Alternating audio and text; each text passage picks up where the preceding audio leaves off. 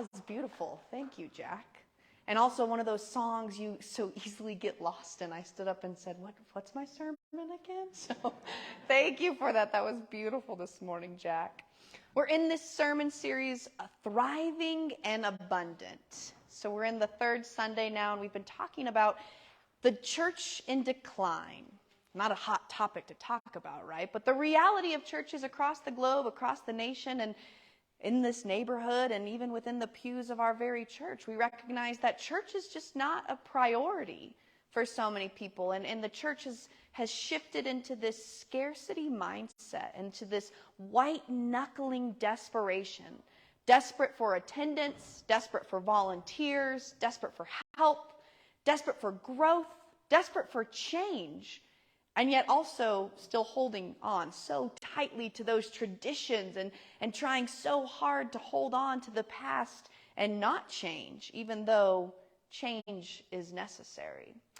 And so this sermon series, Thriving and Abundant, is to hopefully help us get out of this scarcity mindset, get out of this mindset of desperation, and recognize that no matter who's here, no matter what the attendance is, no matter who is volunteering, we can still choose to live into a thriving and abundant community, just as God intended us to live with one another in thriving abundance. And so we started out with passionate worship. If you were with me that first Sunday, we talked about our own passions, how we have to bring our own passions into worship with one another. So individually we worship with passion, and collectively we can worship with passion.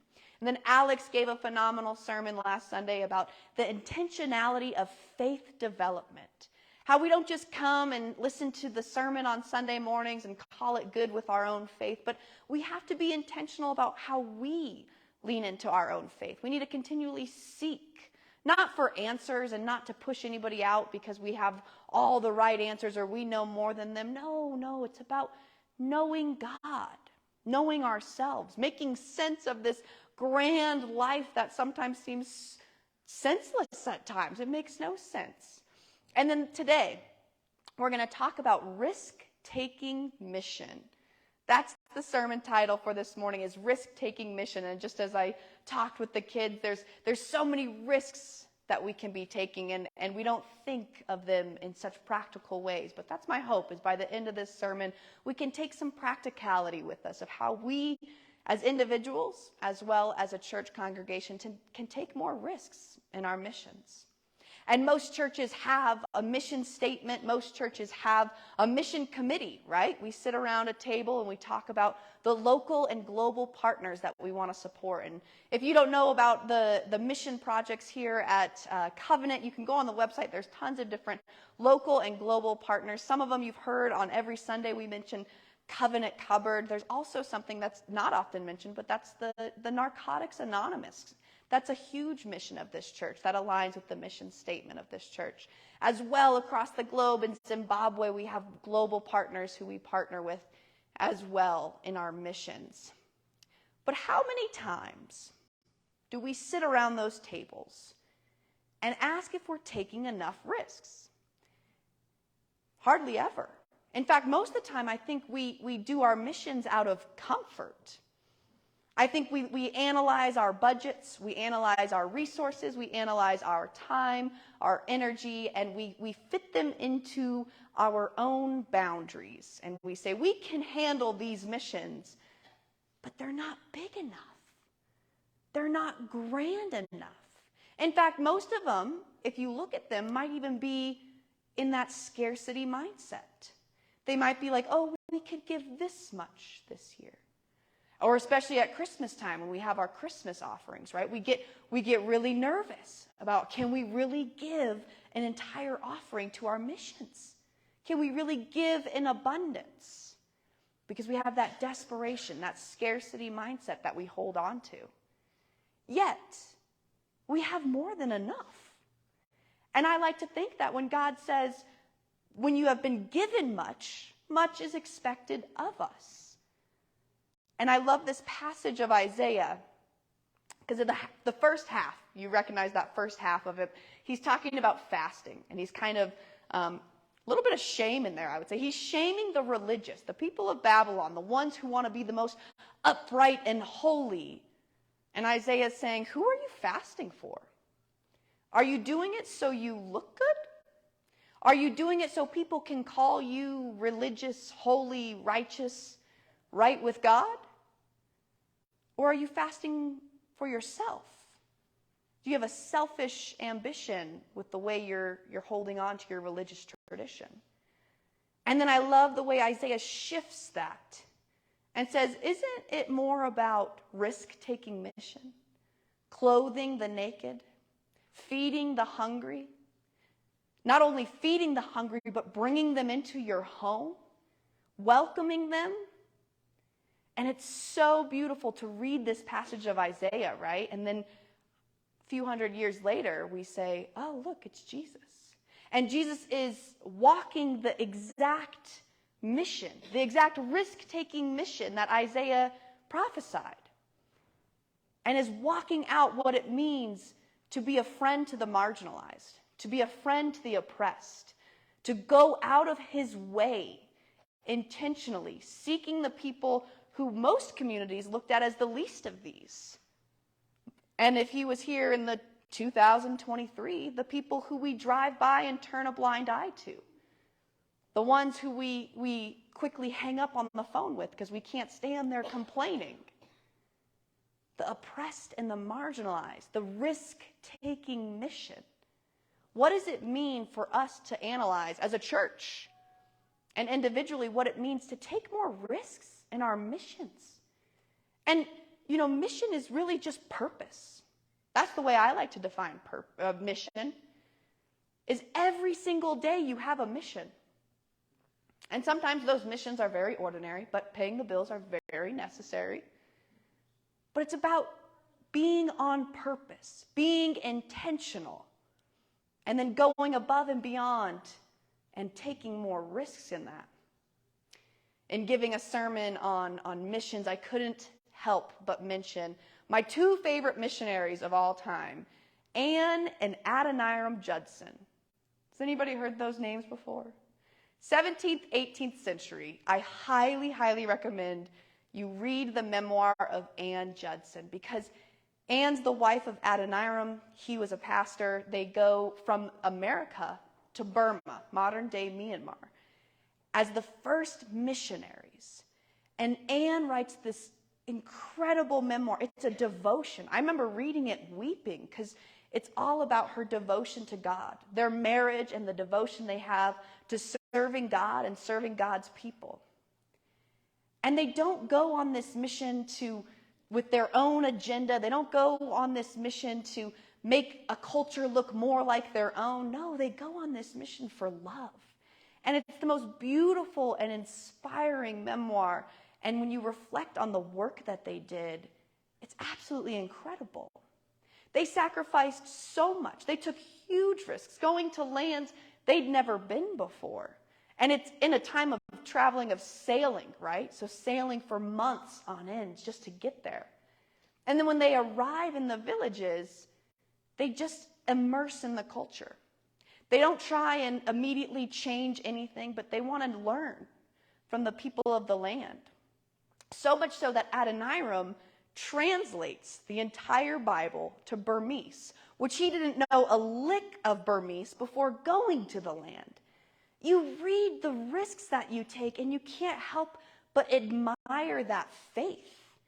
Admire how strong their faith was to love people so deeply that they didn't want to condemn them, they didn't want to judge them, but they wanted to bring light and love into their community. They sacrificed their own health at times. They sacrificed their entire lives doing this ministry. And it's truly one of the most inspiring memoirs, one of the most inspiring pieces of history you can read. I read it for myself, and I told you, I wept. And I read it, and I go, oh my gosh, if they can take those risks, what kind of risks can I take? A fun little connection piece on why I love Anne and Adoniram so much is I spent a summer in India several years ago, and I was just south of Myanmar. And everywhere that we were traveling, there was a handful of Christian churches, but every single Christian church was Baptist. And I kept thinking to myself, why are they all Baptist? That doesn't make any sense. And I said, maybe it's just because there's so many mission projects that constantly are going out that are maybe Baptist is the most common. Maybe Baptist, translates the best. I don't know. And it's because of Ann and Adoniram Judson. Adoniram wasn't faith affiliated at all until they realized they needed some faith affiliation for financial support. So a church in America, a Baptist church, supported them. And so 300 years later, I travel to this area in India, and their mission is still alive. What they gave, what they sacrificed, what they risked wasn't for nothing. They did it for purpose. They did it so that there could be these churches that continue talking about the ministry of Jesus and Jesus' love and light and offering light to the darkest areas of their neighborhoods. It's really just an inspiring life to reflect upon. So that's my homework for all of you, is to go home, read the memoir of Ann Judson. You can skim through it if you want, but it's really a devotion. And then you can sit with yourself and ask, what kind of risks am I taking? Granted, not most of us can, sell all of our possessions and leave our families, leave our security, leave our friends and our community and go to a foreign land and just stay and plant roots deep down in there. That's not the call for many of us. Some of us, sure. But maybe the call for others of us is to support those people. In fact, sometimes I think the hardest thing is supporting people who are going on missions projects. Because sometimes you might disagree with what they're doing. Sometimes you might disagree with their theology. You might disagree with their denomination or their faith. But they're taking risks out of love. And so can we. And maybe you're not asked to financially support them, but as I was telling the kids earlier, time is invaluable. And how are you risking your time? Are you living within the comforts of your own schedule that you craft so uniquely day to day, weekend to weekend? Or are you taking risks? Are you saying, actually, I haven't been to that senior living facility to see my mom, to see my grandfather, to see my father? You all know that I serve as a chaplain over at Windcrest, and sometimes it breaks my heart how little visits some of these people get. In fact, some of them have never seen their kids since they move into these places. And so maybe a risk for you is saying, you know what, I do have half a day. I do have half a day that I can go sit and listen and share a cup of tea or a cup of lemonade. Your time is so invaluable, and we live within the comforts of our own selfishness, saying, no, my time is mine. And actually, if we're being honest in this sanctuary, your time is not yours at all. Your time belongs to God. God said, you are here for a purpose. You are here for a mission. Every day I'm asking you to give of your time. And maybe it's something as little as seeing someone at the grocery store struggling. And you just say, hey, how are you? And usually it's just fine, quick interaction, nothing much. Or maybe it's actually taking that phone call from that friend that you've been avoiding for so long. So many practical steps that we can take in risking more of our own time. And mission. What is our mission? Several months ago, a mentor of mine challenged me to write a life mission statement. Has anybody written a life mission statement before? Okay, so now I'm going to challenge all of you. What is your mission statement for your life? No matter what walk of life, no matter what season you're in, no matter your age, write a mission statement. It took me 6 months to write this mission statement. I'm not even kidding. This was the hardest thing I've done in my life. And it's still evolving. I do want to share it with you guys, but it's not ready because there's something else missing. But when we take time to focus on our purpose, to write something like a mission statement, you realize your mission in life isn't to succeed in a certain job. It's not to make X dollars of money. It's not to travel to this many countries. But when we write mission statements for our lives, aligning them with our faith, aligning them with our values, we recognize how beautiful the purpose we have on earth is. Then we can take our mission statement and we can start aligning it with our daily activities. And we can ask ourselves, is this on mission for me? Granted, again, I said, you got to fill the gas tank. That doesn't always feel good, but you have to do it to get from point A to point B. So then we align our mission statement with our daily tasks. And then here's the challenge, is how many of us are risking that mission? How much are we truly risking for the mission statement, for our daily activities? I'll be the first one to raise my hand and say, I'm living so comfortably sometimes. I'm living out of so much self-interest. I'm not risking enough at times. Sometimes I'm so tired and drained, I just don't have anything left in me. But then we remember that those who much is given, much is expected as well. And that our time is not our own. We are a blessing to others.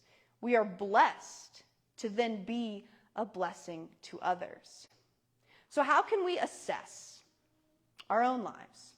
How we can take more risks?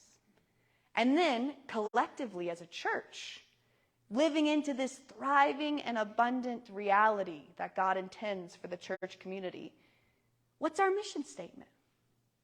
What do our giving statements look like at this church? Do they align with our mission statements?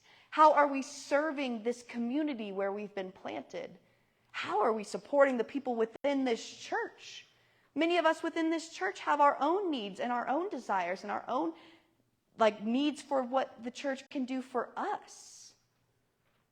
And sometimes the church becomes so outward focused that the church doesn't take enough risks on the people within the church as well. So it's about the mission statement. Then aligning all of our activities and our givings with that mission statement.